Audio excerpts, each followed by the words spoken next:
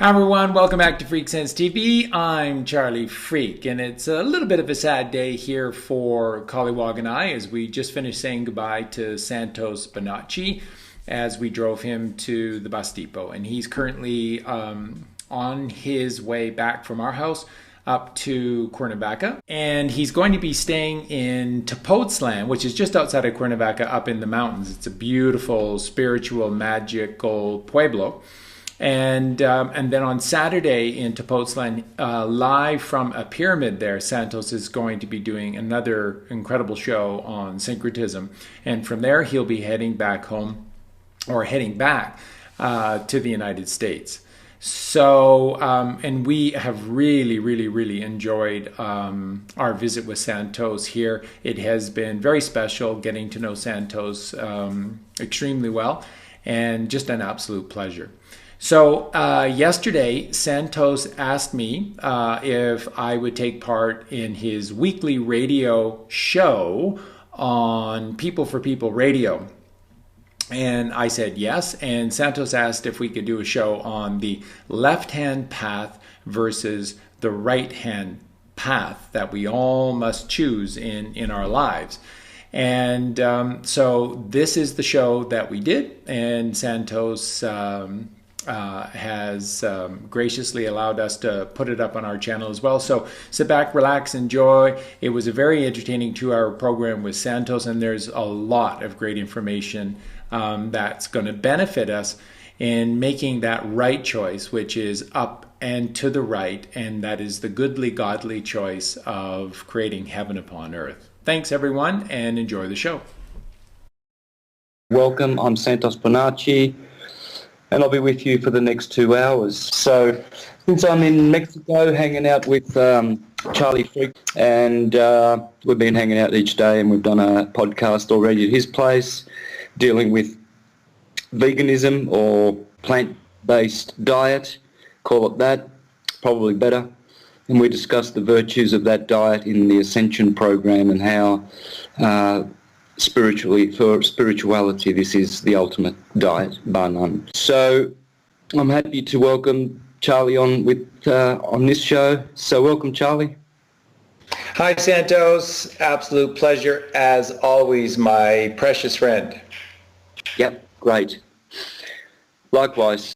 We chose the title of the right-hand path and the left-hand path for this talk we're going to have, and we're going to talk about the two ways. Yes, there are two paths you can go by, but in the long run, there's still time to change the road you're on. In the long run, well, that's talking about in the lifetime of the individual. There is time, of course. There is no impatience in the universe. There's always time. But should we choose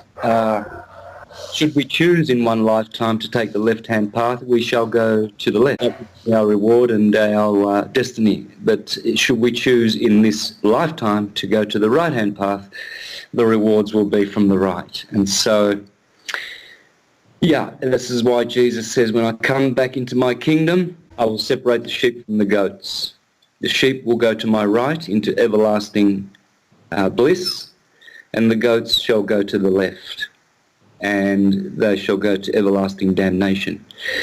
Well, that's basically saying that those ones are not ready yet, and they will have to go around and round, they'll have to reincarnate, they'll have to share in the same experiences. And of course they said in the East, they taught that the moment you die, should you get hit by a bus, you will be very unfortunate, because if you're still doing things of lust, gluttons will not inherit God's kingdom, greedy, liars will not inherit God's kingdom, cheats, unfaithful people, disloyal,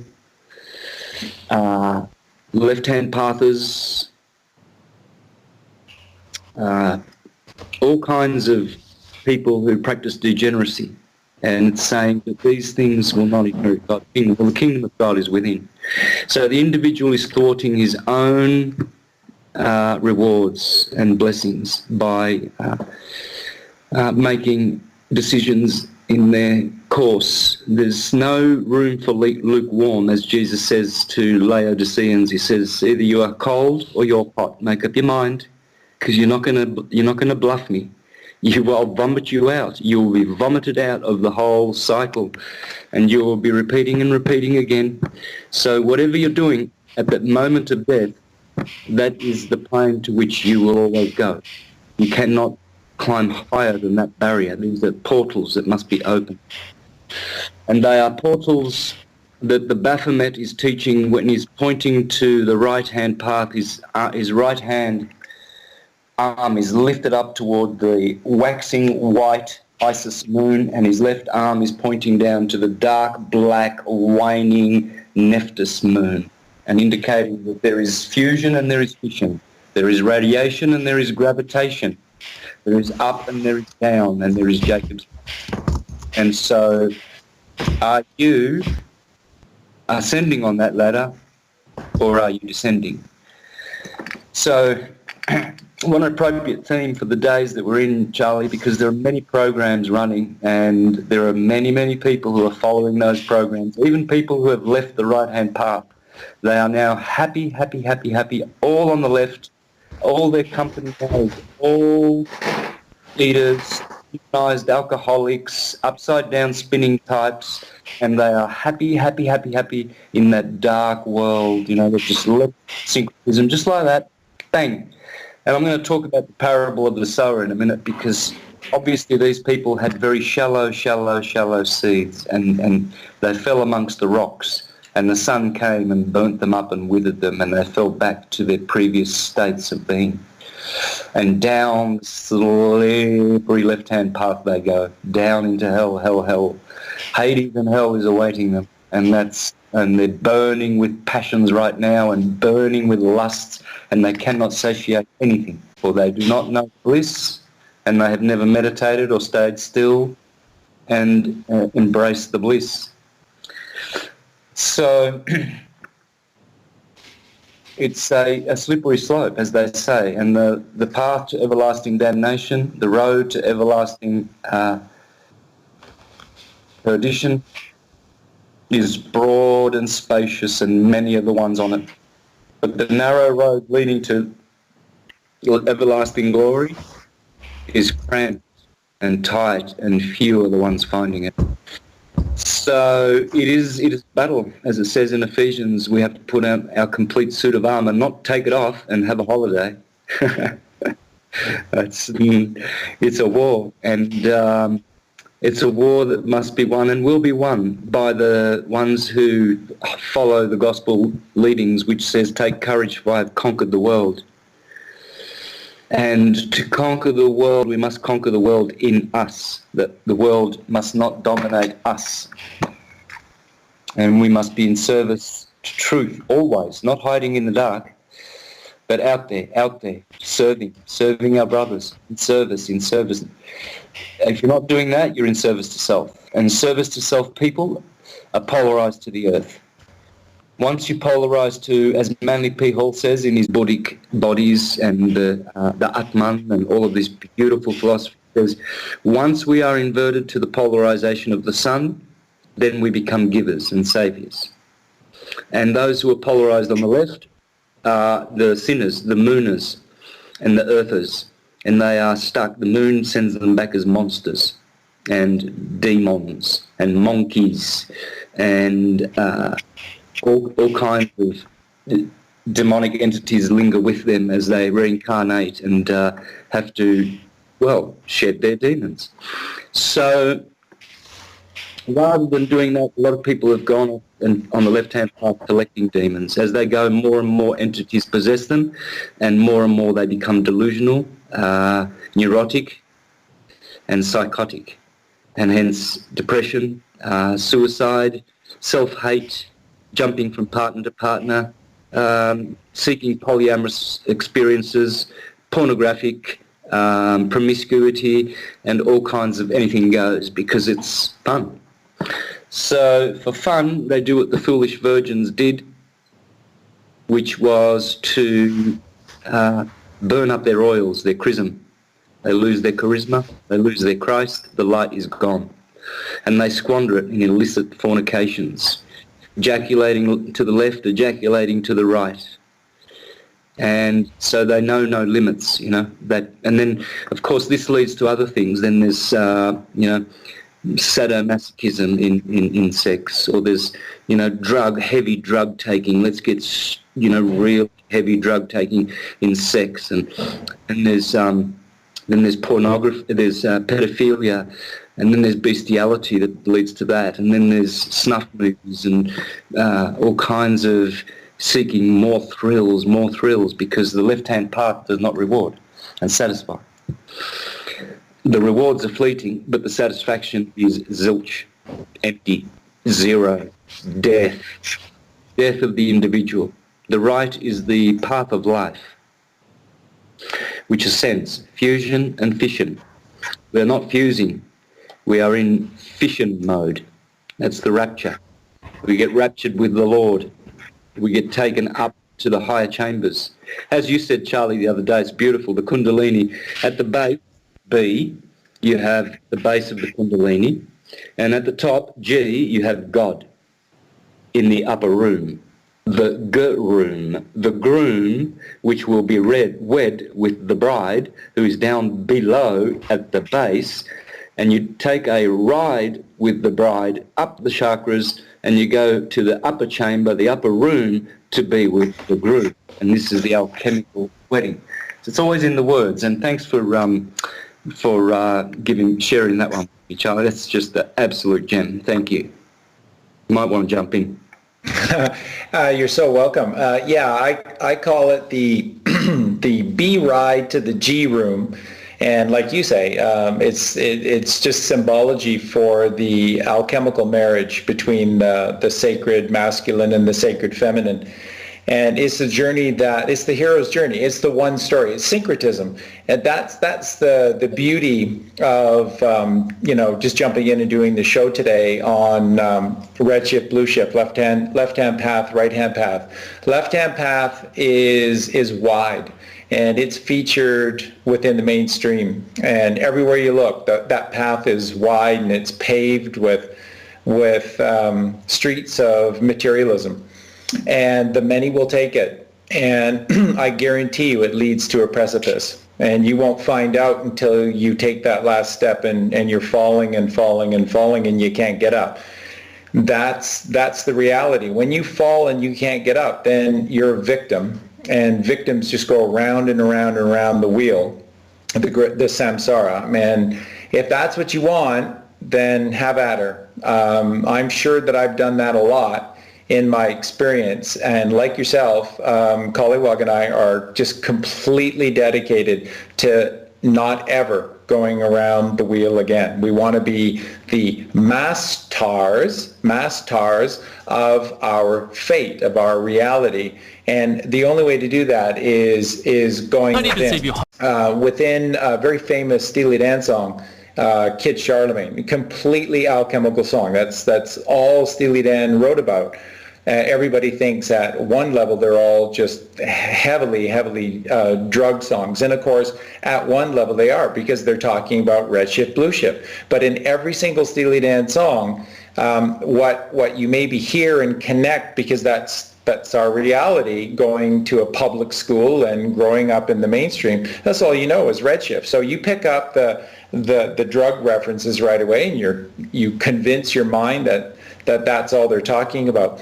But when you start to go within, and when you start to learn through the most brilliant teachers in the history of mankind, like Santos Bonacci, then you begin to learn that everything is actually emergent, and that is an inner force that is created within and is released outwards. So all life is created within and is generated outwards. That's reality. And through Santos, you learn these things, and you find that from within we generate without. So the question is there gas in your car? And that's kind of like a modern analogy for, is there oil in your lamp? And this is, in the story that Santos was talking about within the Bible of the 10 virgins, there were 5 foolish and 5 with wisdom. And those with wisdom brought extra oil in their lamps, because when they went to the house of the groom, the G room, he wasn't there. And you never know when the master of the G room will be there. So you have to wait. And that's why you need to have copious amounts of gas in your car or oil in your lamp. And they waited, and when the groom returned to the G room, they were permitted in, and they entered into this holy bliss, not pleasure and pain of the left path, the wide path that the many will take and fall off a precipice and go around and around and around, but the eternal path, the one that is straight and narrow. And it becomes so straight and narrow, like Santos teaches, that after a certain point, there's no turning around. You've done so much of the work that even if you don't make it through this pass or this go, you don't go back to the beginning. You don't go back to the start, forgetting everything as yet another newborn baby that just finds themselves getting birthed into worse and worse and worse situations with worse and worse and worse parents. And the choice is yours. And the right-hand path that Santos talks about is all about having oil in your lamp or gas in your car. And that only gets done by doing the work. And there are so many things that I'm sure we'll touch upon in the show today that are the bastions of what this work is, the cornerstones of who we truly are. And it's all, I find it's so amazing because it's all just so commonsensical in terms of who we are and what it is that we're supposed to do. All we need to do is just breathe, control our breathing, relax, still the mind, and all this stuff is just common sense. So with that, let me pass it back over to you. And just applaud you again for being the master teacher on the fact that while we're living what appears to be the solid physical realm, the truth is that the basis of everything is an alchemical world of metaphysics, and it's all within you. So this segue is really good, Charlie, into what I wanted to say. Can you hear me? Yes. And what I want to talk about was the parable of the sower. And thanks for the kind compliments, brother, but hanging out with you in the last 3 or 4 days, I've seen that your syncretism is top shelf. I particularly like that last one I just shared with everyone about the B ride to the G room, And that's what it is, from the number 2, duality, the letter B, to the number 7, G7. And there are 7 chakras to get there to the groom in the top room. And so you got to take that ride. And you got to, like the Queen of Sheba, she went up from the south to visit King Solomon, from the land of Sheba, where no one knows where that land is. And you've got people on the National Geographic Channel looking for Sheba on the earth. It'll be everywhere. I mean, where do you find Eden? Well, you go to Sweden. Where do you find the Holy Land? You go to Holland. Where do you go to find the land of Venus? Venezuela. I mean, it's all the Holy Land. Or where do you want to go to worship the Egyptian Trinity of Israel? Let's go. Isis, Ra, and El. Thank you. So, segues really well into the parable of the sower, Matthew chapter 13. The letter M, the 13th letter. So here it goes. It says, and it's talking about 4 classes of people. 4 types of seed get sown every time a sower goes out, and especially if there's tough soil and rocky soil and weedy soil in amongst the good. So you always get better tomatoes where the good soil is growing, and you always get bad tomatoes where there's, a lot of rocks or so not enough water or whatever. So it always works that way, and this is how the parable goes and is explained. Why some people endure in the path on the right and some do not, and they are like the wind. like the chaff in the wind. You know, they know not who they are or where they are going. So that same day Jesus went out of the house and sat by the lake. Such large crowds gathered around him that he got into a boat and sat in it, while all the people stood on the shore. Then he told them many things in parables, saying, a farmer went out to sow his seed. As he was scattering the seed, some fell along the path, and the birds came and ate it up. Some fell on rocky places where it did not have much soil. It sprang up quickly because the soil was shallow. But when the sun came up, the plants were scorched and they withered because they had no root. Other seed fell among thorns, which grew up and choked the plants. Still, other seed fell on good soil, where it produced a crop, 100, 60, or 30 times what was sown. Whoever has ears, let him hear. The disciples came to him and asked, why do you speak to people in parables? He replied, and there you go, by the way, there's your scripture if you want to show that the Bible is parables and Jesus speaks in parables, because that's how truth is hidden from the unwise.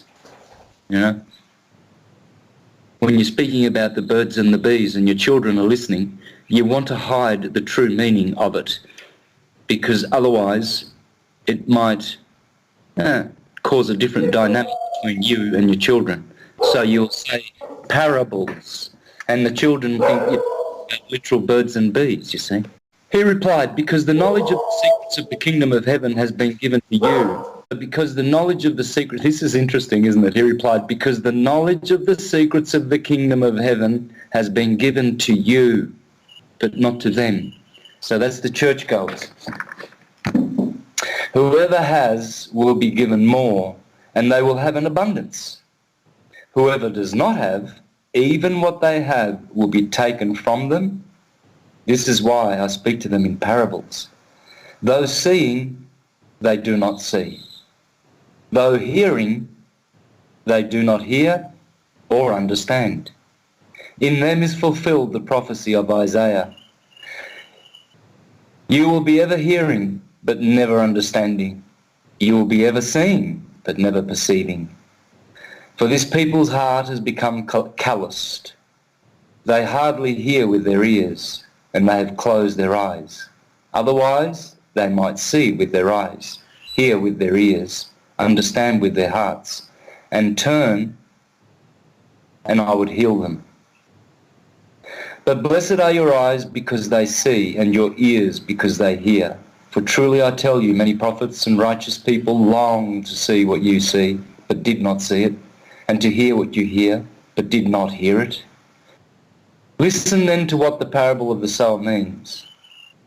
When anyone hears the message about the kingdom and does not understand it, the evil one comes and snatches away what was sown in their heart. These are the people who, you talk to them about the way the world really goes, you know. We're living on a plain net, not an upside down spinning Santa ball.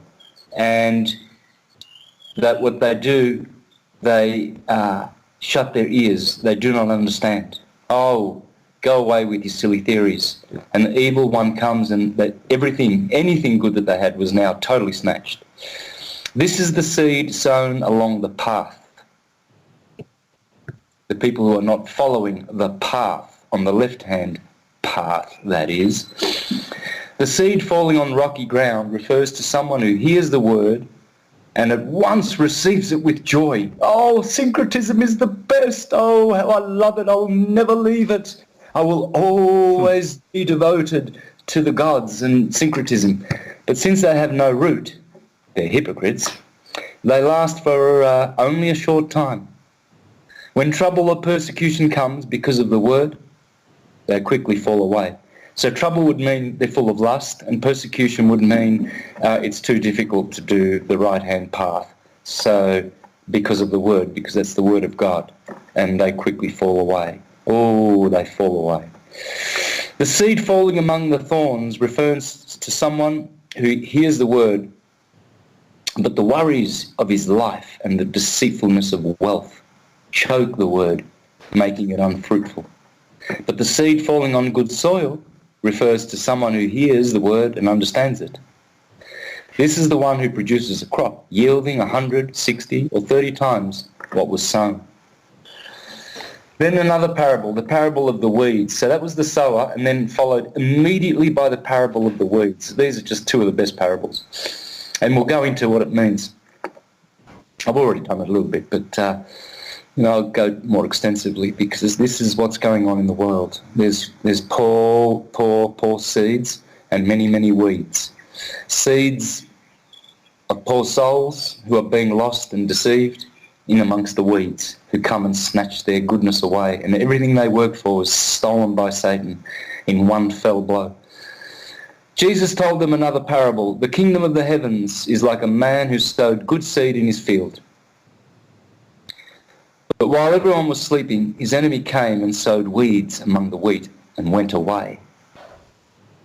When the wheat sprouted and formed heads, then the weeds also appeared.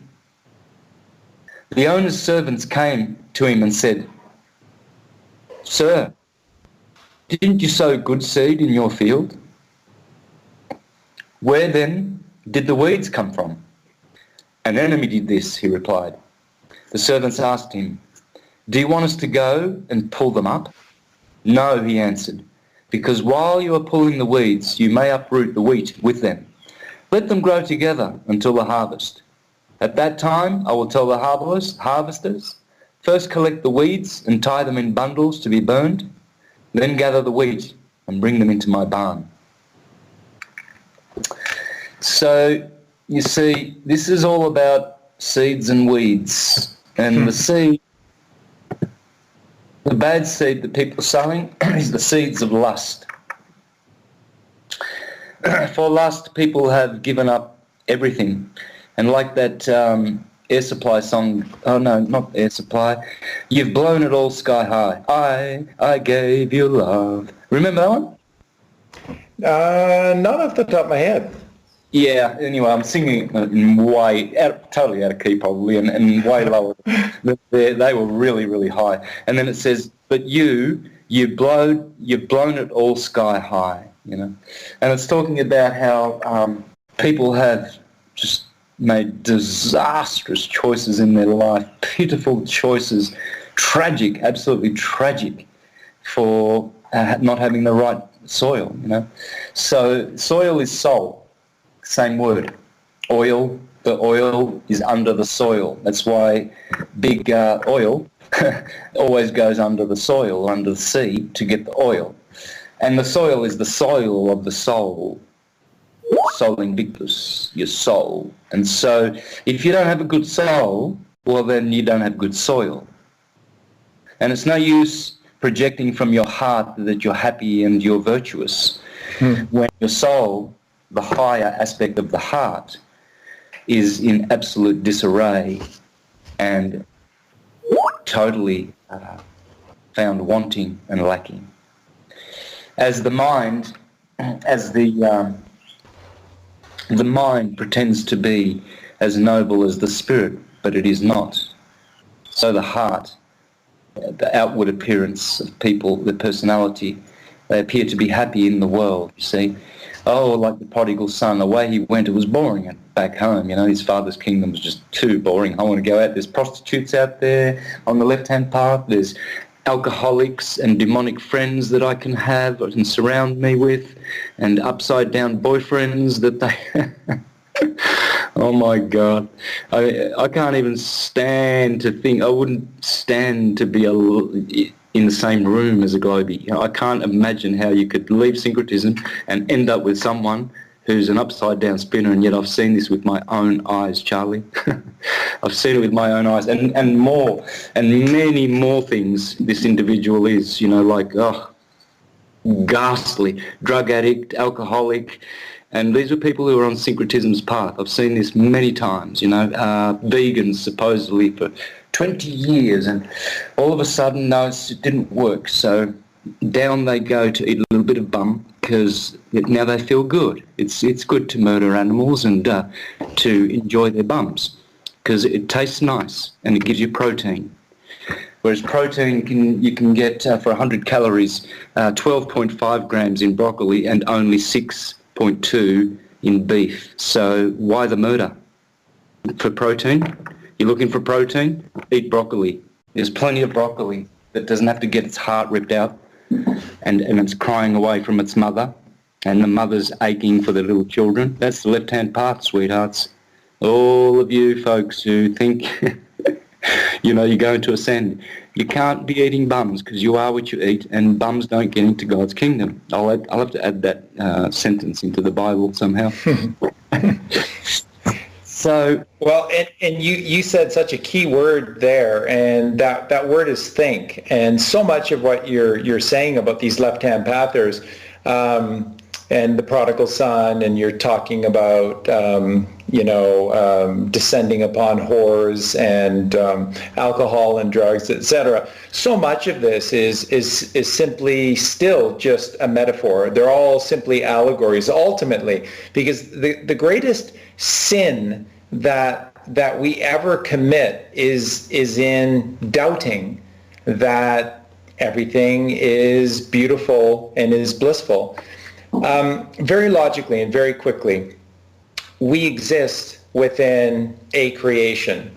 And if like Santos just said, if you're an upside down, spinning around, twisting, tilting, turning globalist, you're lost and you absolutely probably won't get any of this. But the fact of the matter is, if you again calm your mind, still your mind, and just logically relax, it's so obvious that this creation is no accident, and it's not a series of coincidences. It is elegant design beyond description. And so that is from a creator that is beautiful and loving. So at the very base, be as I see, the basic understanding or understanding to our reality is that if you didn't do anything, you just stilled yourself and simply became an observer to what is, you would ultimately see and connect with all things that are God, because this is God's creation. And God's creation isn't evil. It isn't filled with problems, and it isn't filled with horrible, rotten people and terrible experiences, and there's not much you can do. You're just a victim. You were born into this shitty world, and the best you can do is try to get by. And that's what we're taught. That's the left-hand path, and that's what we're taught from the out there, what I call organized society, because the few need to rule the many. So it's just all a composite of lies. But the truth is that God's creation is beautiful, loving, connective, all is a tomb. And everything is where it should be, and that we are constantly perfect physical avatars for what's happening inside of us. So whenever we do take the time to look in the mirror, that's whatever you see is what's happening inside of you. And ultimately that's a choice, because as we discussed earlier, all life is an emergent property. No matter what they tried to tell you about it, all of this has been around for billions and billions of years, and everything came out of nothing, and all you can do is your best to try to get along. That's bullshit. You exist, and you are the captain of your ride. You have the captain's eye within you, and you can control your ride by seizing the captain's eye, and that means gaining perspective.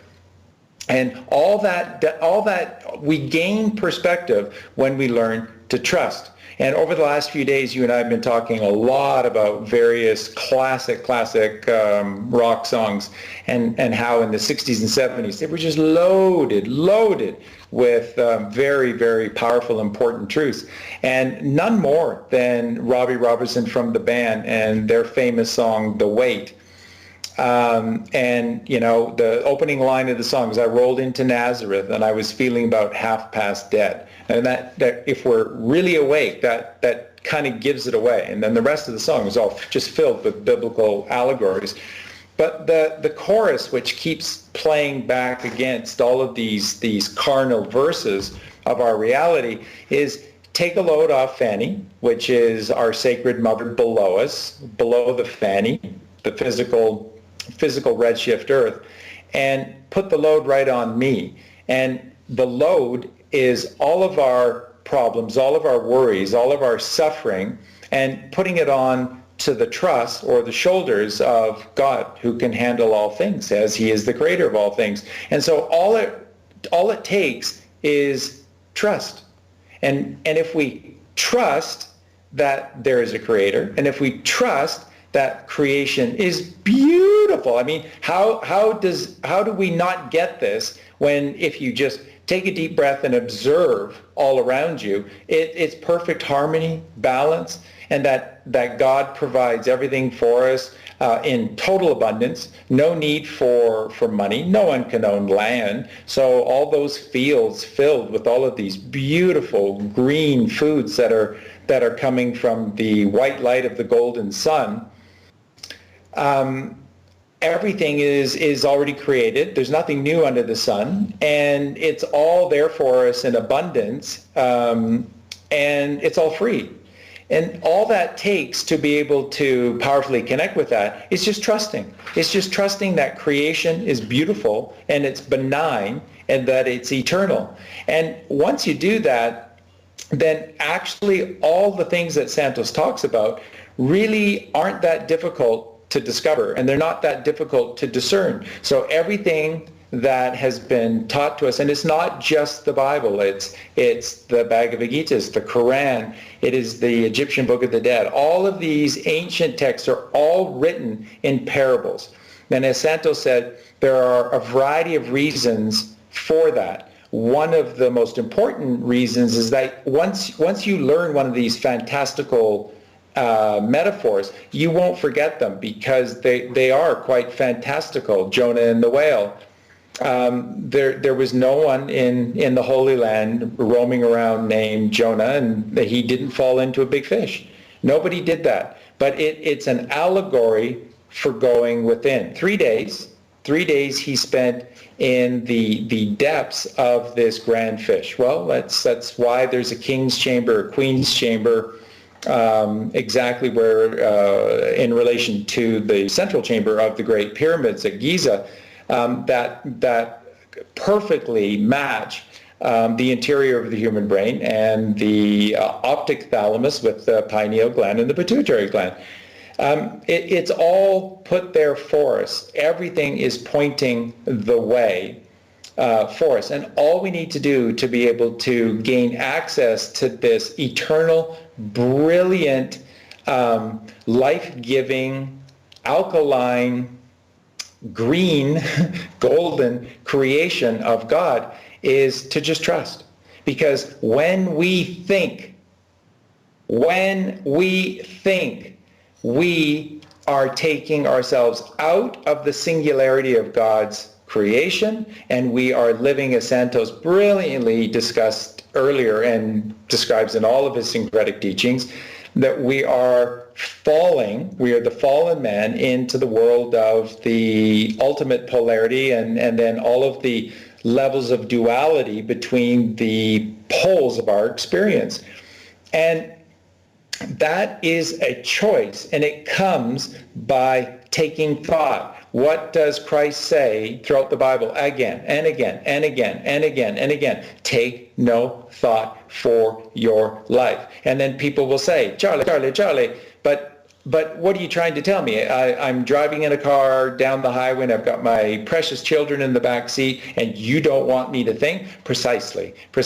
Because when you are thinking, that's the mother driving down the highway at 80 miles an hour with her two precious children in the back seat and just zoned out because she's got more problems than she ever could possibly deal with, and then suddenly snaps to attention and goes, holy shit, where have I been for the last 3 minutes? And I've been driving down the highway with my children in the car for the last 3 minutes. That's the thinker. That's what happens when you think. That's what happens when you live in the left hemisphere of your brain, the dying brain, Satan's world, the fallen Saturn wearing the crown of Kronos, and everything is based upon time, and we got to get there because it starts at this time and ends at that time, but I don't get it, blah, blah, blah. That's your reality when you think. When you take no thought, thought is replaced by two senses that nobody seems to want to talk about. So where everybody knows about the five physical senses, well, there are seven senses, but nobody seems to know sixth sense and seventh sense. And these are intuition and telepathy. And they come from within. And here's the really cool thing about trusting in God and God's creation is that everything that you need to know comes to you, and not a moment too soon, but never a moment too late. It arrives precisely when it means or needs to arrive. And that's what you get when you relax, when you calm your brain waves out of that and insanity, ping, ping, ping, ping, ping, ping, up and down of the beta. Hey, we got a free version of new software. Yeah, do you want to try it? Huh? Yeah. You want to get some new free software? It's called beta. And it's broken, and it's going to cause you to think and go crazy, and your brain's just going to go up and down like absolute maniac and a lunatic, because that's how the few control the many. But when you control your breathing, when you take no thought, your brain waves drop, and they drop fast, and they drop right through alpha and theta, and they drop right down into delta. And then if you can do a little work, and if you have a clean soul and a clean body and mind, then you can achieve what's called gamma waves, those little M's, blue M's up high in the higher mind, the higher brain. And these gamma waves begin to turn the wheel of the only real clock that exists. And that's the clock within you, inside the third ventricle of your brain, which is the swastika, the golden swastika, the Big Dipper going around the North Star Polaris, the pole star, and it spins in a clockwise direction, up and to the right, with a huge ladle open to receive the gifts of God, and then it comes down and it blesses us with these gifts, and then it goes back up. And that's called eternal bliss, constantly receiving the gifts of God, versus what Santos said about thinking for yourself, worrying and screwing things up perpetually, and your cup is never full. You don't have gas in your car. You don't have oil in your lamp. And you are constantly turning your cup upside down and not receiving any of these gifts from God. You're constantly out of time. You're constantly out of money. You're constantly out of abundance, because that's the wide path that the many will take, that looks bright and shiny to the left. And it's all a choice. And it all comes down to just take the load off of Fanny, get the load off of our puny, minuscule shoulders, and put this enormous weight onto God. That's what he's asking. That is the crucifixion. That's crucifying the dying brain, the 10%. That's tithing that God talks about, that is talked about Melchizedek in the Bible. It's all just an allegory. It is the collection of the carnal left mind. Give me your broken carnal left mind, and I will give you the world. And the world is the 90% of the right brain. And with that, I'll pass it back over to you, my friend. Yeah, so, and this is the onerous responsibility that we have, to not fall back in a former state, but always be excelling into better states. Put on the new personality, as the scriptures say. Always put on the new personality. It's not speaking about the lower ego personality, but a new personality, which means a better transformed one every day, new. The key word there is new. Your personality needs to be renewed, or it needs to be perfected, you know. A lot of people do not see the rough edges that they have around them, you know, or the gaping holes where they are hypocrites or where they are weak and do not stand for anything, you know. Do they stand for truth, or do they, you know, compromise because they've got a big audience, so they only teach partial truths? And that's not going to get them anywhere, nor the people that listen to them. Exactly. So we have this cross that we must bear. Our body is a cross, and we all have a certain amount of responsibility, or at least an input into the whole of everyone awakening and our individual selves. If we're lazy and we think, no, that's not up to me, you know, I don't care, then we're not contributing to the whole, right? This is where people get confused with the community-minded spirit and the self-centered unit, you know, promoting the unit or the collective, right? There's always this war. Well, you are both, you know, you are both. We are, and we have a responsibility, because whatever is in there is out there. Whatever is out there is in there. And so to some extent we are co-creating this. So we cannot, you know, we cannot put down our arms and our armour. We must always be, you know, be ready to fight the fine fight and to win and conquer the world. And because as it says in Mao Zedong, in the Art of War, that to win a war is to win so that no one is hurt. That's winning a war, you know. So this can be done by the individual who's on the right-hand path. Right-hand path simply means ascending, up and in. Jesus of the Sacred Heart is always pointing to his heart and upward, or in and up, not down and out. The down and out are the downtrodden. That's right. They are the ones who are descending down and out in the world, lost, like the little sheep of the tribe of Dan, of Israel, the lost children of Israel. So the diaspora. And so to bring back the little children of Israel, we have to go in the heart, that's where he's pointing, and then he's pointing upward. That's up to the Lamb of God, the heart and the Lamb. That's where the groom is, the G room, the God room, and the B ride is down at the bottom, and she's got to climb all the way up, Queen of Sheba. And the Queen of Sheba came with many, many gifts. She did not come empty-handed to Solomon. She didn't enter the heart from the bottom, Kundalini. She didn't enter the heart with no gifts for the heart. She was pure and virtuous.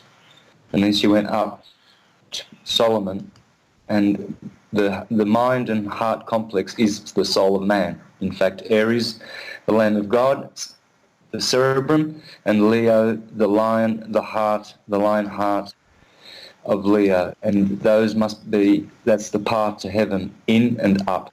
Into the lion and up to the Lamb of God. Hiram Abif, the high ram above, builder of King Solomon's temple. So if you want to be a king and have a soul, this is our path. This is the right-hand path, because the Kundalini turns right-hand. The Kundabuffer is a left-hand turning serpent. And that's the one that catches all these young people in their teens and 20s and in their youth, you know, that are polyamorous and just promiscuous and just anything goes, you know. It's just drugs and sex and orgies and debauchery and degeneracy, and there they go, losing their soil, bad soil. Their soul becomes withered, as the soil does if you mistreat it. So this is why I was adamant in the early part of this, that, you know, I can't stand even just sharing, you know, a few lines of exchange with people who are closed-minded. I don't mind if they're open-minded and they haven't chosen either way which cosmology they believe, or, you know, whether they're astrologers or whether they're atheist or whatever, or whether they're eating meat. That's fine, but we're not. It's a different thing when people are teaching that these are ways to ascend, because they're not ways to ascend. It's in every scripture they all concur that were written at a time when we were much more conscious, which warned us clearly which was the right way. And death and killing was out, always has been. Thou shalt not murder. And the Buddha said that even if you kill a fly, let alone eat it, you can sabotage your own path. You can be worthy of hell. And Bhagavad Gita says if you kill animals and eat them, you will be incarnated as an animal, you will be killed and eaten. So you should experience what you put an animal through. So that's why God gave us the fruits of the trees, as frugivores that we are. So as you grow in your knowledge and expansion, these things will be automatic part of your life. You will not escape it. That's how the path will appear to you. It will be pure, it will be virtuous, and it will have all the right-hand paths of purity, telling truth to each other, being transparent, not lying, not cheating, not having false motives. Everything is pure, and everything is done right and correctly. There's a correct way and there's an incorrect way. The left-hand path is about chaos. And those who are on it are on the path to death. It's only going to hurt them. This is only a call for everyone to improve wherever they are or not descend. It's like a project. If you've got you're writing your biography, autobiography, and you've got a file, every day you reboot your computer, you reincarnate, and you would add to that book if you're going to get it out one day and publish it. You don't want to take away from it. You want to every day add and make it better, and then put it away every night when you turn the computer off, and make sure there's no viruses. You've got virus protection there so that file doesn't get corrupted, because that's your autobiography. So then you're sleeping, and then the next day you wake up, reboot the computer, and you would be mad if you wiped all the content. Every day you just wiped it out and started again, and wiped it and started again. You would be just foolish. So that's the same with now. You would be foolish if you didn't want to get on the path of ascension, because ascension means to better yourself, to better oneself, to improve, to work on oneself, to not rest on their laurels, to not be lazy and slothful, because that's one of the 7 vices which lead to hell. And hell is a condition, remember that. And it's a condition that you bring and invite unto yourself. You don't go there. So going to hell means that you're going to in a conditional state.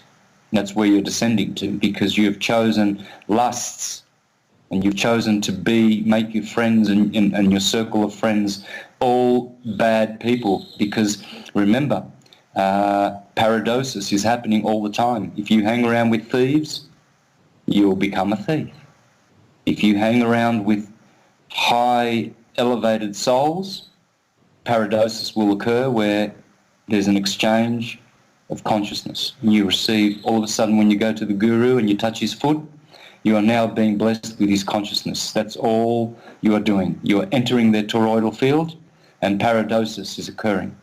In Neoplatonism, this is where you have like a theurgy or a Gnosis. A theurgy is a merging, a yogic merging with the God, the monad, the Godhead, and you become one with God, and you are God. And that's how we are to ascend. But this path has been almost unreachable for some due to their very, very, very bad decisions to, go to the darkness.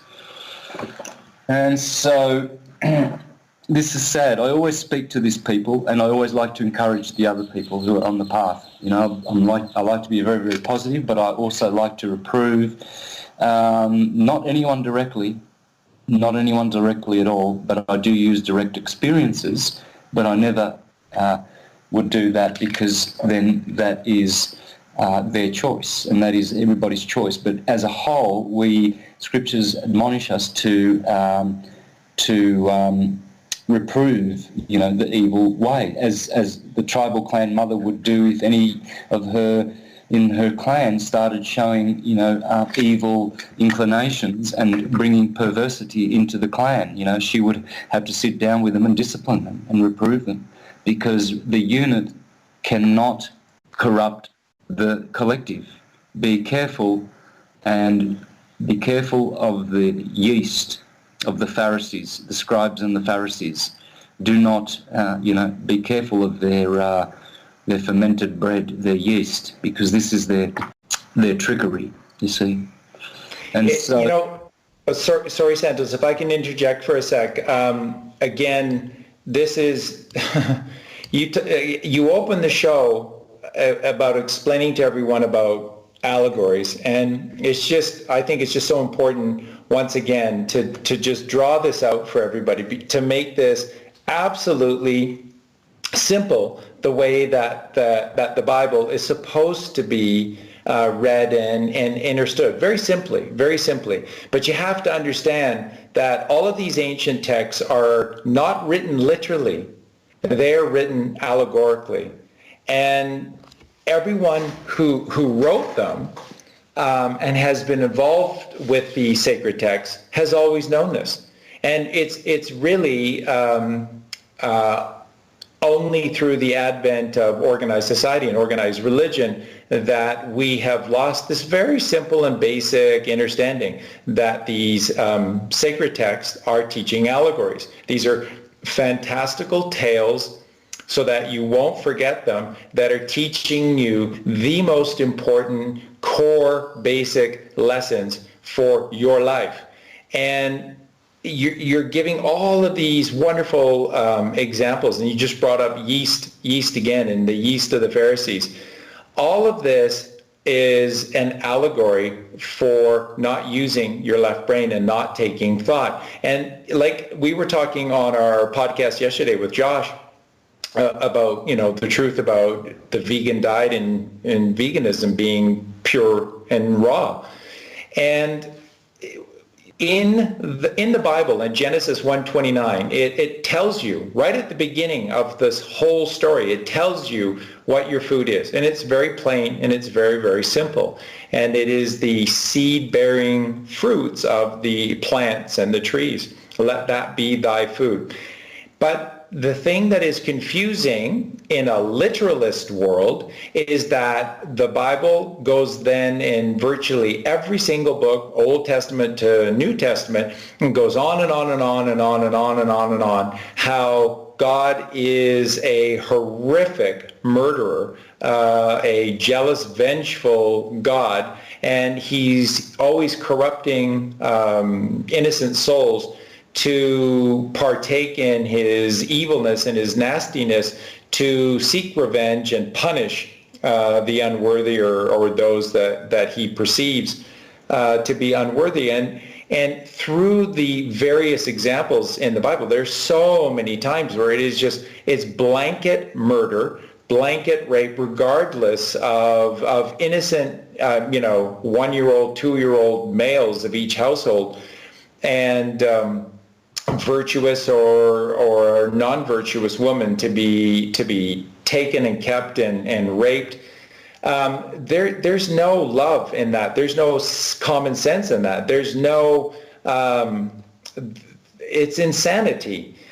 And and then you wonder how all of these literalist Christians wrap their head around, it's all about God, it's all about Jesus and the Bible is just wonderful and everything's just so great, but it's just filled with murder, and rape and torture of innocent people. How do you wrap your head around that, people? The reason that the book is filled with these tales, and that these tales are constantly referring to two things: animals, in particular beasts, and children, because both of these are powerful allegories. They're not literalist statements. God is not, he created everything. He doesn't murder his creation. This is insanity.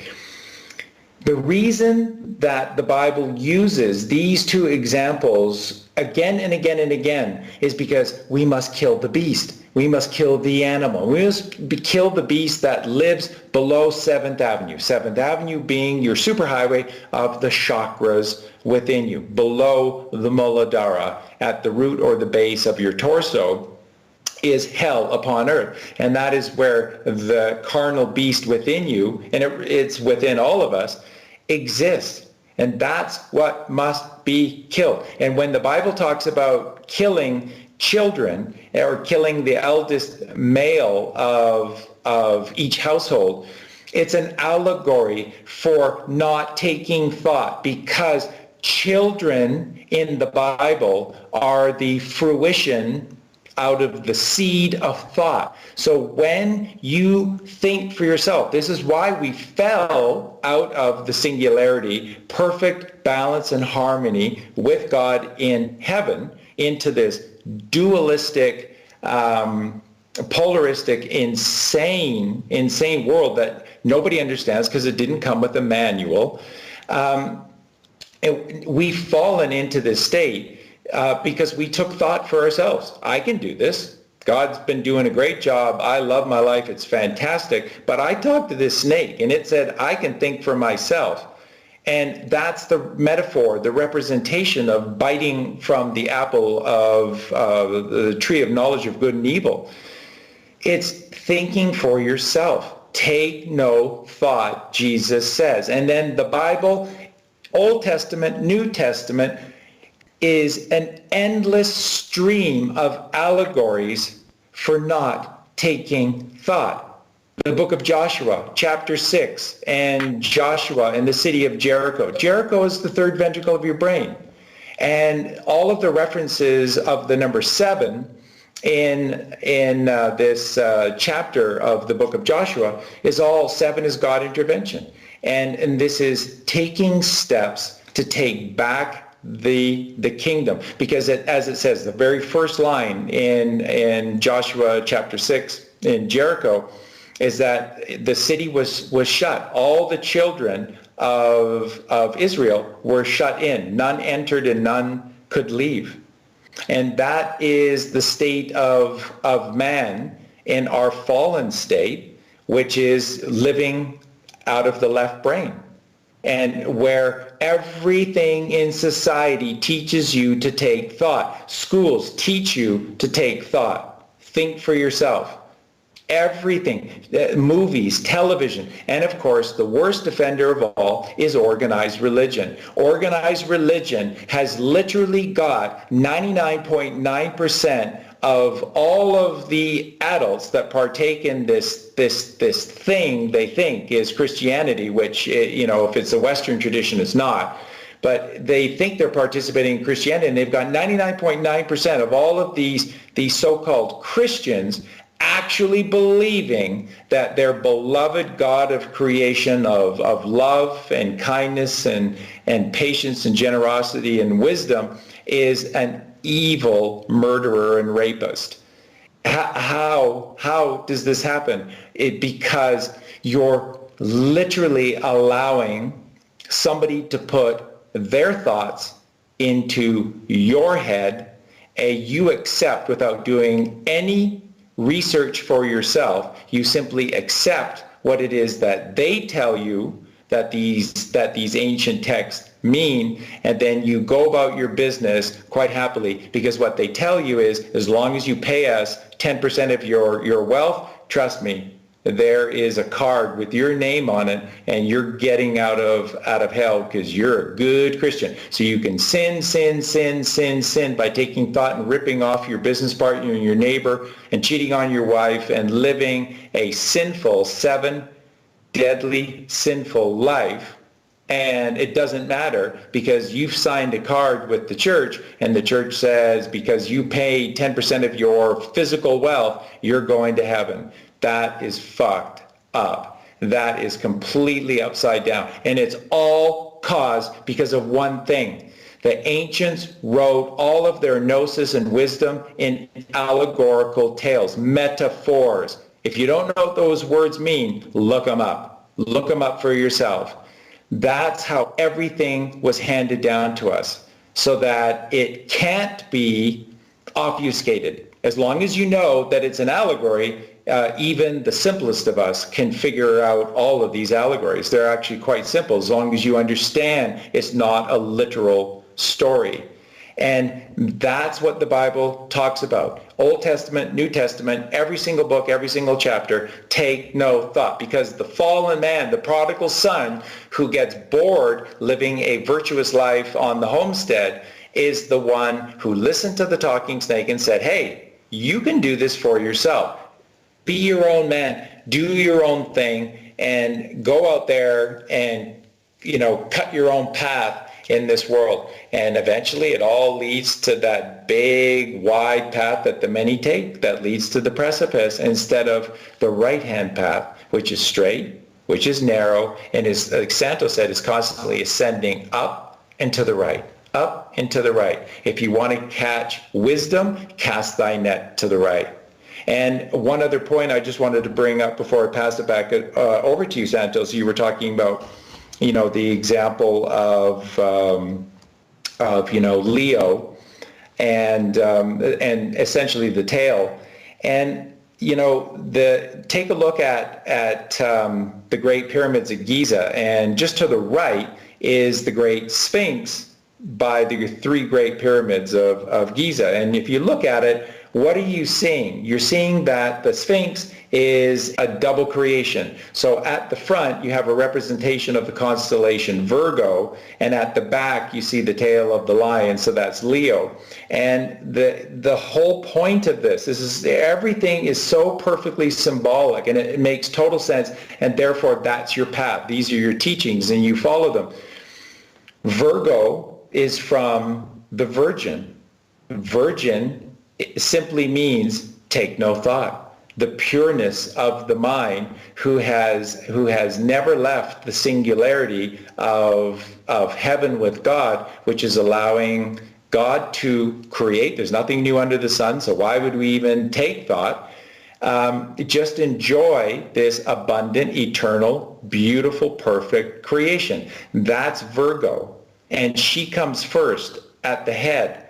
And to get to the lion and to become the Lion King and ascend up, you have to go through all of the other constellations before you come all the way back around to the tail of Leo. And so what this is telling us is that when we do leave the womb of the Sacred Mother, the Virgin Mother, of taking no thought, and we begin thinking for ourselves, we have to go through the Great Wheel, and we have to go through the 12 constellations, constantly figuring out that every time we think, we create problems, and then we try to think our way out of problems, only making them worse, before we come all the way back around to true wisdom. And I'm going to, just as I pass it back over to you, leave everyone with this. Remember, quite literally, we all live on the ground floor. The rich and the elite, they take all the houses that are up on the mountaintops, and they live in the penthouses of the skyscrapers and whatnot, and we're shoved into basements, subterranean places, or on the first or second floor. And this is for a reason, and this is an allegory and can be taken quite literally as well. And that is that down on the valley floor, you have no perspective. And if you're constantly taking thought and making decisions for yourself, how do you expect any of them to come out righteous or to come out perfect when you have no idea what is over the ridge that's 300 feet down the road in front of you? If you can't see beyond the tip of your nose, then you have no perspective. If you have no perspective, you have no hope of making a righteous decision or a wise decision. Wisdom comes from casting thy net to the right, because right is up and to the right. It's always up. It's always ascending, because when we ascend through rapture, when we become passionate with God's creation and reap the passion of God, then we ascend. And as we ascend, we see over that ridge, and you go, my goodness, I had no idea. There's another little town over there, and they've got a river that would be so helpful in our life. I had no idea. I was here for 30, 40 years. I had no idea. Exactly. It's a metaphor, perfect metaphor for when we take thought for ourselves. We have no wisdom, we have no perspective, and yet here we are thrown into this grand game with no rule book, with no instruction, and the instruction that we do get is just completely upside down lies. And then they tell you have to fend for yourself, and you got to think for yourself. And every decision we make is the wrong one because we have no perspective. Sorry for the length of that, Santos, but it just hits to the heart of what the problem is with organized society. Everybody thinks that these ancient texts are all literal, and they're not. They're allegorical tales about left brain, right brain. Everything in our reality is a left brain versus right brain issue. If you haven't figured that out yet, you better, and in a hurry. So left brain, right brain, that was the thought I was going to go with. So this is where many people get confused. The left brain is pulling them into worldly thinking. That's the left, that's the goat brain. The right brain is the sheep. That's the true representative of the cerebrum, Sarah Abram, the slayer of the ram. So what you have is the left brain is where people are. They think they've ascended to the right brain, but this is too high of a state for them. And what happens is they have like a false baptism, a false syncretism experience. It's not genuine, it's not rooted, like the seeds that grow on the path. It can't find root. It grows quickly. There's a lot of potential, and, it's very precocious and it's very energized, but it's got no wind in its sail. It withers very quickly and goes back to a former state, you see. So this is why we have to be on the alert. And I'm always on the guard for this, and always, diligent in, in expressing it, because we live in a very, very dangerous world, and I've seen a lot of good people fall off the path. I've seen a lot of people join, and that's good. But how can you go back to the vomit of the world? How can you go back to a former state? Well, there's only one way, and that's that you didn't have the substance in the first place. It was all hypocrisy, or it was all just superficial. It couldn't find root in the good soil.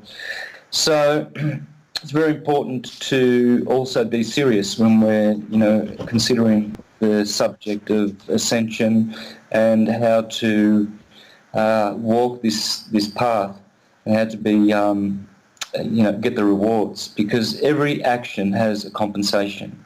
Every expression of energy, every time you express a sensation, it's like you are expelling energy, and hence, in a sense, you are dying.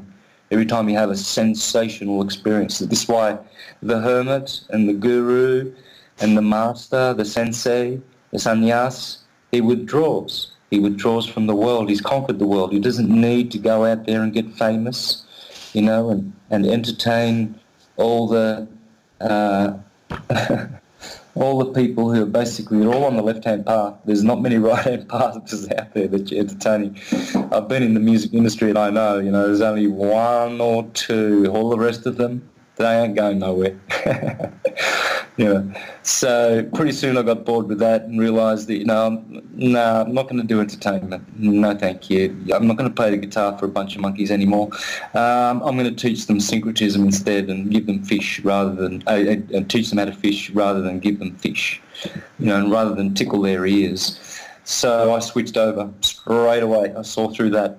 There's nothing there. There's only a bunch of pedophiles who run the music industry who look after each other, and all the people that come to your gigs, they're not listening anyway. They just like to hear you on like a little monkey. Good on you, entertaining monkey. Oh, you play the guitar so well. You've got such a beautiful voice and pretty eyes. Thank you. And then they're off going home, ejaculating their brains out anyway, and eating all kinds of burnt holocaust for their diet, and think that they're ascending. So this is what paradosis means, to encircle yourself with a good, strong body of like-minded people, and have them surround you and be your circle. This is your circle, your table of King Arthur. Why do you surround yourself with a bunch of fools? A bunch of people who love exploiting animals and murdering their asses and eating them, and who love just being alcoholics and just drunkard and demonic all the time. That's how I've heard someone describe a friend that they have now since they left syncretism. Demonic and a drunk. So you're only as good as the circle of people around you, you know. No matter how intellectual and woke they think they are, and they smoke cannabis and they're cool, you know, and liberal with sex and what have you, they're still on the left-hand path of perdition and damnation. You can't, you know, make up the rules as you go. You're not going to escape it. And this is it. This is how people, you know, they expose their hypocrisy, really, you know, because you just look at their friends. Show me your friends and I'll tell you who you are, because birds of a feather flock together. You can't have degenerate friends and then, you know, come out and, oh, I want to talk about consciousness and how to expand your consciousness. And it's just childish. It's really, really a circus. It's entertainment, but it's not, you know, coming from deep roots. So this is why we have to not soil the soul with bad soil, but we have to, or spoil the soul with bad oil, but we need to make it fertile in goodness and purity. Purity, goodness, yeah, those are the real virtues that cannot be exchanged for any other thing, nor pleasure, nor vice, nor anything, you know. And those are the things which make us endure till the end. Integrity, faithfulness, and loyalty until the end. You know, we swear that. It's funny how some people, you know, they swear an undying love for someone or something, and the next thing you know, they've given that love to someone else, just like that, you know, or they've, you know, gone to the left-hand path just like that, as if the right-hand path doesn't even exist anymore, you know. So this is how it goes. It goes that where we are in our, if we've reached a, not a condition, but a status, a state, then we are worthy of it. You know, a good doctor is good because he did his studies and he graduated with really, really high grades. You know, you can't blame the university if you didn't graduate because you were too lazy to study. You can't blame the box office guy if he kicks you back because you've only got half the amount of money to buy a ticket to go to see the film. And you can't say that you haven't been warned about the foolish virgins and the wise virgins and about buying gold from me so you can be saved. I love that scripture. Let's have a look at that. I want to talk about that because it has three aspects of it that are in the song Stairway to Heaven. Yeah. So here we go. Revelation 3:18. I counsel you to buy from me gold refined so you can become rich, and white clothes to wear so you can cover your shameful nakedness, and salve to put on your eyes so you can see. See, this is not a literal man telling all his followers, you know, what to do and being dogmatic. This is parable. This relates to everybody. It's in this. It's also in the song Stairway to Heaven. She's buying a stairway to heaven so she can become rich, and she doesn't, you know, she doesn't get delusional, as it says in the start of the song. You know, there are two paths you can go by. She wants to be sure, so she's buying a stairway to heaven. You have to be sure about where you're putting your money, where you're putting your efforts, where you're putting your interests, your time, your friends that you're hanging out with. And buy white clothes to wear so you can cover your shameful nakedness. You're naked. You've jumped off the syncretism chart totally. You're totally ashamed of it now. Can't even mention the word. And you're naked. You've been exposed. There's no more syncretism now, just darkness. and salve to put on your eyes so you can see. Oh, please don't go teaching if you can't see yourself. Please stop it. It's embarrassing. You have to be living the life. You can't be practicing shameful nakedness and pornography and promiscuity, ejaculatory, black, tantric, drugged out sex, and be teaching about ascension and expansion. No, you can't do that. It's funny. It's a comedy act. It's entertainment. Don't do it. So we have to have we have to be living it. We have to be actually doing it and not being ashamed of it. So I see a lot of people who want to be teachers, but they're all just specialising in their little gimmick, oh, this trick, have a listen to this, I've discovered something. No, everything has to be syncretic now, because that's how the mind is going. We have to, syncretism must be the key word, not even astrology, it's syncretism. Otherwise you're just dividing more and putting more poo in the puddle. We don't need more muddying of the puddle. We need syncretists to teach the syncretic model, and it's the etymological model and the astrological model. Those three go together. You can't have any other model. You can't be talking about anything else, just a waste of time. This ascension process is all there is in white tantra and purity, and how to make a better world. Because what we're doing is, if we're not carrying our weight, we're just asking for more vicious and evil and nasty demonic cycles of reincarnation, eating and pooing and buying and selling and entertaining people at the local cafe, because you're the best singer around. And, you're just entertaining a bunch of monkeys, and they're not thankful at all. They don't remember you when they go home to bed, to their own worries. That's how they treat people in Hollywood. They the successful people who success, and they're full of cess, and they literally do sexual favours, sodomy, bestiality, and they get to the top all right, and you want to entertain these people or be with them and be popular. No, thank you. No, don't seek popularity in this world, because it's not going to come. But you'll seek for it, and you won't get it. You'll never be popular when you seek popularity. If you want to be doing the right thing and teaching syncretism, then you will be, both hated and loved, but not just, superficially cheered and patted on the back, for false achievements and underachieving. So. This is our opportunity, and it's serious. It's not a game, and it's awful when you see people fall off the path, because they just all they do is put smear a shit stain all over syncretism, and really make it look despicable and like it's just debauchery, and it doesn't mean much. You see a lot of people who talk a lot of talk, but their walk is just really, it's just pathetic. Really, it's sad.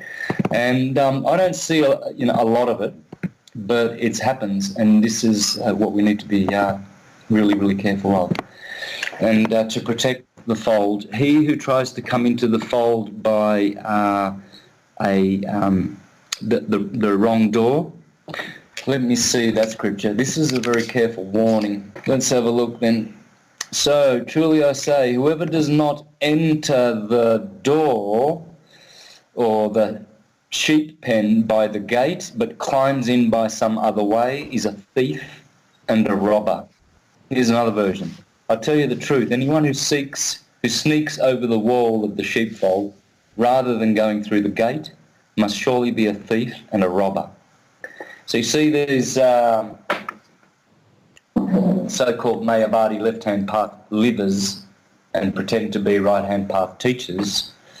They are thieves and they're robbers, and they just expose themselves. This is the sad part of this whole thing, where the self-deluded people are pronouncing themselves, teachers and gurus, etc. So we need to be careful, because that is another demonic thing we are battling. And so the Good Shepherd always warns the flock about this, and that's why part of our teaching is very, very important to guard the treasures that we have. There's always a guard at the castle, and the castle is your soul, and you always have a guard who is on guard. You don't want a guard like in the Quest of the Holy Grail by Monty Python, where the guard was guarding the other guard, and he says, no, you got to guard. And he repeatedly had to, if you've got a guard that's falling asleep and you're not on guard against the false teachers that are coming in, and the self-deceived who are trying to deceive others, this is tantamount to folly, and it can be very, very harmful on the soul. So the right-hand path and the left-hand path. This is not a game. Well, you could call it a game. Yep. If you want to be frivolous and light-hearted and footloose and fancy-free, that's cool. You can call it a game, because you will be playing the game, and it will be Russian roulette, and you do not know what's around the corner, dear ones. You do not know what hell could be around the corner when you're playing dangerously on the left-hand path, because there's always going to be more pleasures and more gains on the material level, but way many more pains. Pain after pain and torture and torment forever and ever and ever. And there's no getting out of it. And there's only one way, the way of purity, to have bliss and to have contentment and to have intelligence and to live the path honestly, with integrity, and do practice what you preach. You have to actually practice it. It's got to be a practice. And, I see a lot of people are very noisy. They're not stilled. Stillness has to be your whole way of being. And, generally you can't really find that when you're out there all the time and not doing meditation and yoga and just living, a way which is the standard way of life, the standardized diet. So be careful of the yeast of the Pharisees and the false shepherds. You see, I tell you truly, verily I tell you, Pharisees. He was talking to the Pharisees, right? A Pharisee is a hypocrite. It's like the Farsis, the Persians. When they descended. All religions at their source, at their books, are literary and true, but religions become literal and false. And so they are the Pharisees means to be false, right? So very truly I tell you, Pharisees, anyone who does not enter the sheep pen by the gate but climbs in some other way is a thief and a robber. So we want to be, if we're going to be preaching and teaching, we're going to be walking too. There has to be some walk and no hypocrisy. I see people who are talking about ascension and their partners are, drug addicts, pharmaceutical drug addicts, alcoholics, and all their friends are demons and alcoholics and left-hand pathers and promiscuous and bisexual and all kinds of upside-down stuff, whereas the scriptures are actually telling us how we must, if we're preaching, we must have around us, we must have that lifestyle. You can't have the left-hand path lifestyle and be teaching the right-hand path. It's, you're naked. You're out there naked and exposed, and you're looking ridiculous if you're trying to do that. And that's what I see a lot of people doing. And, I like to say to people, just stay close to my channel, please. Stay close, because you'll get what you'll get all the protocols and all the truths, and understand how the truth and how to practice, and the true syncretism, best word, No need to be ashamed of syncretism. No, no, no, no, no. The moment you do that, you're showing who you really are. You're showing that you are a divide and conqueror, a chaos individual, not a uniter. That's the satanic mode. You know, that's when Saturn is strong in your chart, you know, and you're letting that evil Saturn manipulate you on the left-hand path. You just can't do that. So purity and a good word that I'm learning a lot from a wonderful lady in my life recently. She likes to say transparency, and I'm learning a lot about transparency. It's a very, very beautiful word, honesty, and not deceiving, you know, people, saying you're something when you're not. You know, it's not transparent, and it's not very friendly, it's not very polite, and it's not the way to to behave. So dignity is what ennobles an individual. To have dignity, to be respectful, and to you know, treat your friends really, really, and everyone really, really kindly. And you know, things like courtesy is very, very important. And so transparency is where the life you live is exactly the same as the life you present on, you know, in the public. And I've always been honest about myself. You know, I've been honest about where I've been neglectful and how I live my life. It's impressive to me how many people still question me as to whether I will eat fish, for instance. You know, I'll be sitting there sometimes with some people, and they'll say, like, so you won't have any fish then? And I'll return to them that, well, I'm vegan. That's what I teach, right? So I'm vegan. And then and what about, so not even like cheese and no dairy, you'll never drink some milk and a bit of beef, just, you know, if you need iron. No, I'm vegan. That's what I am. See, what comes out of my mouth is what I am. I am that.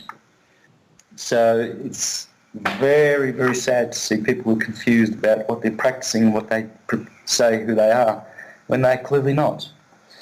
You know, and so this is where deception comes in, and that's, you know, you've got to be careful of the leaven of the Pharisee, because false doctrines will creep in. They'll start saying things like, oh, it's okay, you will ascend if you have flesh, and it's okay if you have a bit of black tantra every now and then, as long as you know, always go back to the white and have a little bit of grey and promiscuity and multiple partners, and it's okay to share DNA and parasites and hormones and ancestral DNA codons with your polyamorous partners, and to give your DNA to further other partners once they leave you, and you don't know where your DNA is going next. It's going to drunks.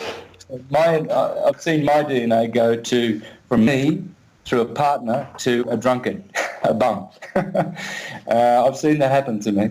And, you know, so watch it. Watch who you go kissing.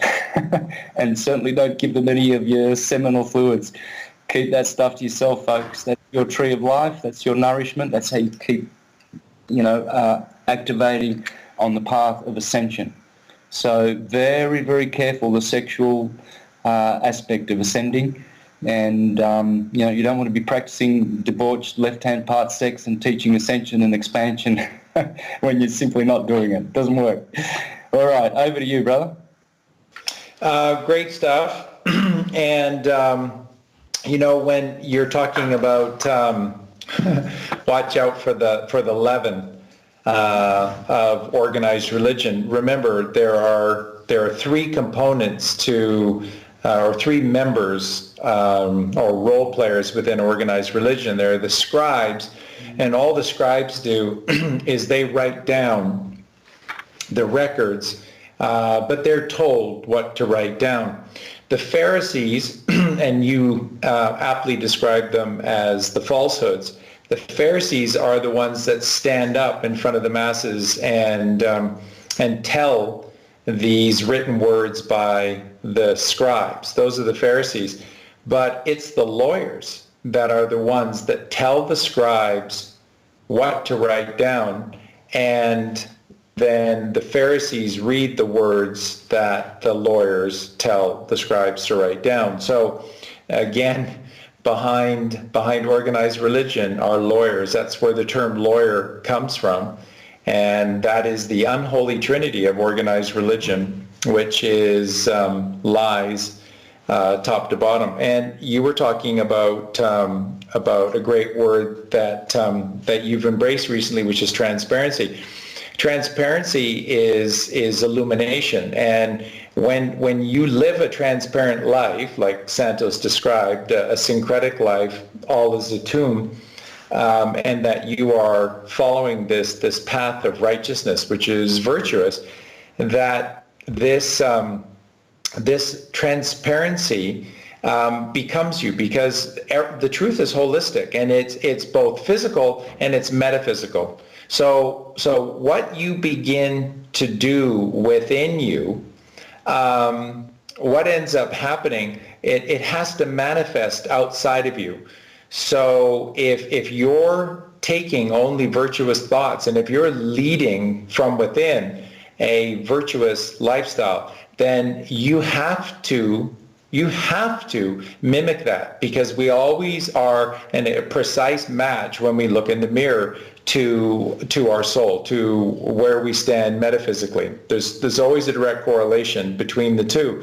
And these words are all holistic. So for example, when you're transparent, you become luminescent, and that is illuminated. And the thing about luminescence is that you're filled with light. And then the word rapture and becoming rapturous comes into play, because remember, the word light is a holistic word. You have to understand it in all aspects. So we often only ever think of light as opposed to darkness. But remember, light is also as opposed to heavy. And when you become transparent and you are filled with luminescence, you become light in every sense of the word, and you begin to rise. And as we discussed earlier, when you begin to rise, you are given an instant gift of living on this flat plane, and that's instantly perspective. As soon as you get even 50 feet or 100 feet up off the ground, everything begins to look radically different. And that's just by gaining perspective. And to gain perspective, you have to be filled with light. So that again takes us back to the Bible and a passage like, cast thy net to the right. That's what's being said. And Pisces, which is preceding Aries, is in preparation for man arising. Each and every day, of course, the sun rises, but the beginning of each year is also in Aries on the 6 p.m. March 21st, and of course the first sunrise, 6 a.m. 12 hours later, 1 plus 2 is 3. 6 a.m. March 21st becomes the first sunrise. And so you have to cast your net to the right to capture the wisdom of the right-hand path, to be ready for the gifts that are given on the level. So as soon as the sun begins to rise on the first day of the year, which we're told this is just the first day of spring, the level rays from the sun across the flat earth are on the level. And everything that's on the level is the truth. That's where that allegory comes from. So everything that's level is truthful. That's why the earth is flat. And you have to have perspective to be able to see the sun. And the sun rises and it sets. And you have to have perspective to be able to see these things. And that's casting thy net to the right. So again, you just see everywhere the allegories within the Bible are all just human physiology and powerful messages teaching us to be a certain way. And you also mentioned, of course, the absolute, one of the greatest songs ever written, Led Zeppelin's Stairway to Heaven. and you're talking about the significance of the lyrics in the song by Robert Plant. In that first verse, at the bottom half of the verse, after it talks the first part of the duality, the materialistic plane of there's a lady, and she's buying a stairway to heaven. The second half of that first verse is the dualistic nature of our reality. There's a sign on the wall, but she wants to be sure. Because sometimes words have two meanings. In a tree by the brook, there's a songbird who sings. Sometimes all of our thoughts are misgiven. And so what they're telling you in plain sight is that all of our ancient teachings are all couched in allegory, and that they have two meanings, dualistic meanings. They have a surface entry-level meaning, and then they have a higher meaning. How do you know that that's what they're saying? Well, in a tree, which is growing high and therefore has perspective, by the brook, a river, a rivulet, water that separates. So there's a piece of land to one side, the left, and there's a piece of land to the right side of the river or brook, and the right side, left hemisphere of the brain, right hemisphere of the brain. So the brook is the horizontal divide of the brain. And in a tree by the brook, there's a songbird who sings. Have you ever looked at a picture of what's inside of your head? If you look at a cross-section of the human brain, you will see the songbird who sings. Horus, Amun-Ra, the bird head of God. And you will literally physically see the bird head within you, which is an allegory, a representation, and a powerful message of the higher songs we sing in pursuit of God, or when we reach out and reach up to God in blue shift, up and into heaven upon earth. And sometimes all our thoughts are misgiven. Absolutely. If you choose not to see these things, if you choose not to do the research and dig a little deeper into Led Zeppelin's lyrics, for example, and you choose not to do the work and you stay ignorant of the songbird who sings in the tree, then you stay on the left-hand side of the brook or the river. And sometimes all our thoughts are misgiven. When you stay on the left side because you're fearful or lazy, slothful to do the work and to elevate yourself, then your rewards are built in. The rewards in your life can never be blamed upon anyone else. You get what you've earned, because no matter what work you do, a shoddy job, a lazy, slothful job, the rewards are built into the work. And when you do diligent work, when you do righteous work, the rewards, again, are built into the work. So whatever you put in, you get out. That's where these dark sayings, these age-old axioms that are timeless, always stay with us. They always stay with us, and they always will, because they're giving us a basic understanding of who we are from the inside out. And before I just pass it back over, I'm just going to leave my part today with this wonderful little allegory about the ancient city of Jerusalem and its east gate. The east gate of the ancient city of Jerusalem was always known as the gate of the eye of the needle. And this is where this old dark saying comes from, that it's easier to get a camel through the eye of the needle than it is a rich man into heaven, and here's why. This eastern gate, the gate coming from the east, from Aries arising into Jerusalem, the holy city. Jerusalem is merely an allegory, just like Jericho is for the third ventricle of your brain. To get in, you must pass through this straight and narrow way, which is the gate of the eye of a needle. And the header of the gate was so low that the only way for a camel to be able, the camel of a trader or a journeyer or a traveler to get into Jerusalem, was that the camel had to get upon its knees and bow its head to the ground, and then its load had to be taken off, its fanny. The load of the camel had to be removed, and then and only then were the camel and the rider able to enter through the gate of the eye of a needle. And the parable in this tale is this, that it is only the penitent man, one who is humble before God, that may enter into heaven upon earth, which is the city of Jerusalem, which is Jericho, which is the third ventricle of your brain, which is the very center, innermost place of the human brain.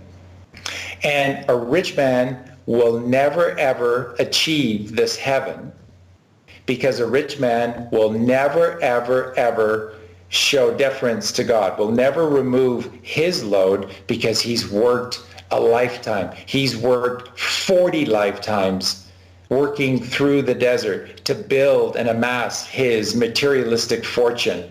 This has to be real. What did Bill Hicks say? This has to be real. Look at my large bank account. Look at my wallet filled with money. Look at my big family. This has to be real.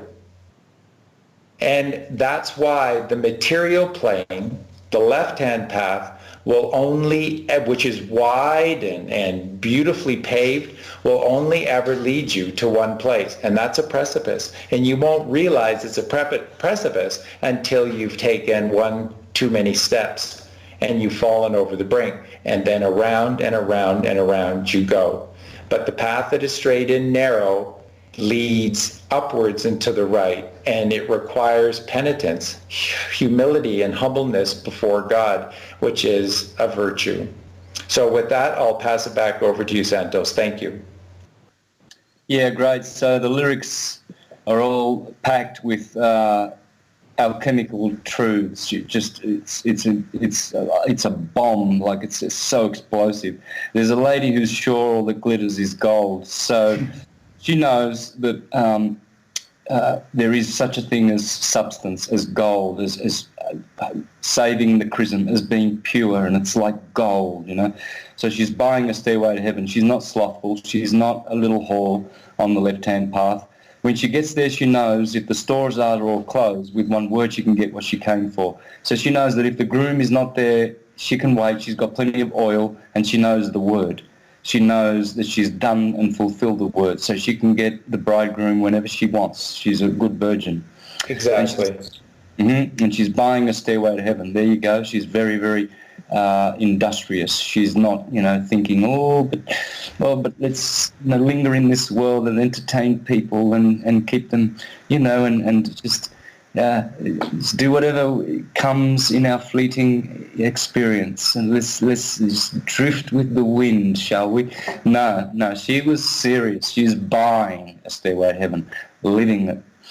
There's a sign on the wall, but she wants to be sure, because sometimes words have two meanings. So they don't go listening to the left and the right. The right says, vegetarian is the path, and the left says, you can have a little bit of murdered carcass. It's putrefying, it's acidifying and cancerous, but you go ahead and do that, and it'll prevent you from ascending, but it's good for you because it's got protein. Or you'll have the right-hand path of telling you to save the chrism and your charisma, and to go to the seminary and learn what to do with your semen, rather than squandering with all the harlots and all the prostitutes who love the squandering of the Christ. They love it. They delight in it. They're just absolutely thrilled when they see all this ejaculating all around the place. It pleases them. So no, because this one knows. This is a wise woman, and she's not going to be fooled by the left-hand path. She'll always stay true to syncretism, always, always, always, no matter what, and her partner, no matter what. Because sometimes words have two meanings. In a tree by the brook, like you said, the brook, you see, the little tree, the Taurus field, the tree of life. There's a songbird who sings, sometimes all of our thoughts are misgiving. So again, you see, thinking and having misgivings is because of, you know, the left-hand brain and going on the left, the sinner, the sinister. There's a feeling I get when I look to the west and my spirit is crying for leaving. Westing is dying, so he's crying to leave the material, poor, impoverished state of the left-hand pather, and he's seeking the rings of smoke. In his thoughts, he has seen rings of smoke through the trees and the voices of those who stand looking. Of course, the witnesser is always there looking, and he's always looking and waiting for us to respond to their calling, to rise above the lusts and to be a warrior and stand firm and endure until the end, and not take a brief coffee break time off because you need it. And it's whispered that soon, if we all call the tune, then the piper will lead us to reason. The tune is one tune. It's the tune. It's not tunes and songs and entertainings. It's a tune. And the pipe is the true pineal gland that will lead us to reason. And a new day will dawn for those who stand long. You have to endure. And then the forest will echo with laughter rather than slaughter. Just put an S in front of slaughter. And those who are in the world of slaughter are the ones who are slaughtering the Christ process and abandoning the right-hand path and just living in squander and squalor. If there's a bustle in your hedgerow, don't be alarmed now. It's just the spring clean for the May Queen. You see, spring clean is every year. You are cleansing your heart. You are blossoming for the May Queen. You are becoming regal and royal because you are now, listening to the higher mind. Yes, there are two paths you can go by, but in the long run, there's still time to change the road you're on, and it makes me wonder. So again, planting the seed of doubt and the seed of hope at the same time. Which one?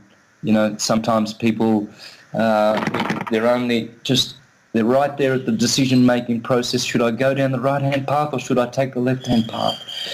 Should I leave syncretism for the left or should I, and then bang, they make the decision based on lust and, greed, stupidity, and just general abandonment because of no soul force, very little soul force, like the chaff blowing in the wind, like the seed planted by the roadside. Your head is humming and it won't go. In case you don't know, the piper's calling you to join him. So no matter when you go on the left-hand path, you can still never unlearn and unknow what you learnt on the right-hand path. So you're being tortured and tormented forever, and the piper's calling you to join him. In other words, unless you go with the piper, your head will be humming. You'll always be delusional and always guilty, and you'll always have that dread over you because you're not on the path. Dear lady, can you hear the wind blow? And did you know the stairway lies on the whispering wind? The whispering wind is the Holy Spirit. The Holy Spirit is leading us, and it's leading us upward. The demonic spirit is leading us downward through our friends and our partners and the people who are around us, the drunks, the alcoholics, and the people who are,